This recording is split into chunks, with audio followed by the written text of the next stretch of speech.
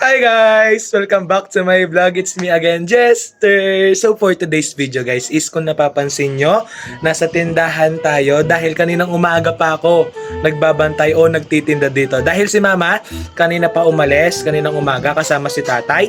May inastakaso sila sa Capitol ata yun sa San Fernando. Si ate naman nagtuturo, hindi pa siya umuwi. Si kuya naman is nagpapahinga guys dahil may work siya mamaya and nagpabunot siya ng ipin niya. Kasi kuya kasi guys hindi siya nagtututbrush. Joke lang guys. Ayan. So for today's video guys is ang agenda natin, papasahin natin ang mama ko. Ayan. So guys, kapag ba pinapasaya yung mga magulang nyo, ano ba yung way na ginagawa nyo para pasayahin yung mga magulang nyo? Linilinis nyo ba yung bahay? Ayan. Pag umuwi sila, malinis na, no? Or nagtupi ba kayo? Naglaba ba kayo? Ayan. Or nagtinda kayo kung may tindahan din kayo. Pero isa sa pangunahing way o isa sa susi para mapasaya natin yung magulang natin. Alam niyo ba kung ano? Eto guys. Ayan. So for today's video guys is mabibigyan natin ng ganito si mama. Dahil sweldo na ni kuya. O kala nyo sa akin to, no? Hindi. Sweldo to ni kuya dahil tuwing Thursday guys, kapag Thursday or Friday is sweldo ng mga nagtatrabaho. So si kuya is nagpahinga, tas ako na yung inutusan niyang mag-withdraw at magbigay nito kay mama. So guys, hinihintay ko na lang yung mama ko. Nag-call sila, sabi is pauwi na. And then before pa siya makapasok sa gate namin is bibigay na natin to. And titignan natin kung ano yung magiging reaction niya. So abangan nyo guys.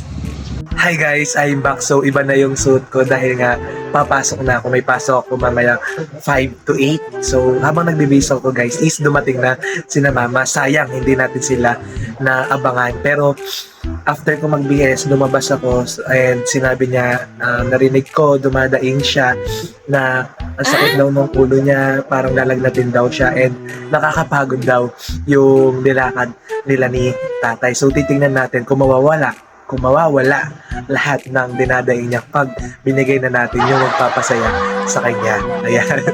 Abangan nyo guys. Mapagal ka? Si Vice President. Ha? Nalalagnat ka? Ano? Nalalagnat ka? Oh. Tignan. Bilisan mo na, nawala na yung lagnat. Ayan. Pamalingki na. Tumawa siya guys. Ninolok mo na naman ako.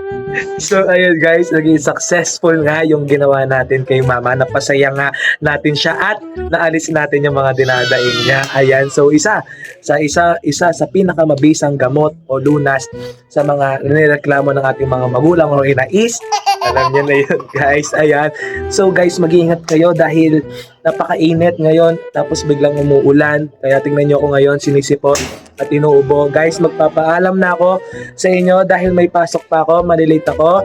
And that's all for today's video guys. Please follow my page guys and do subscribe to my YouTube channel and mag-comment na rin kayo guys if may mga suggest kayong mga content na gusto nyong makita and gusto nyong magawa kasama yung mga kapatid ko guys. Ayan, and abangan ninyo yung next vlog ko and i-heart nyo na rin tong video na to, i-share nyo na rin guys para makita ng mga iba at para mag-spread tayo ng happiness sa iba. Ayun guys, mag-ingat kayo palagi. Paalam!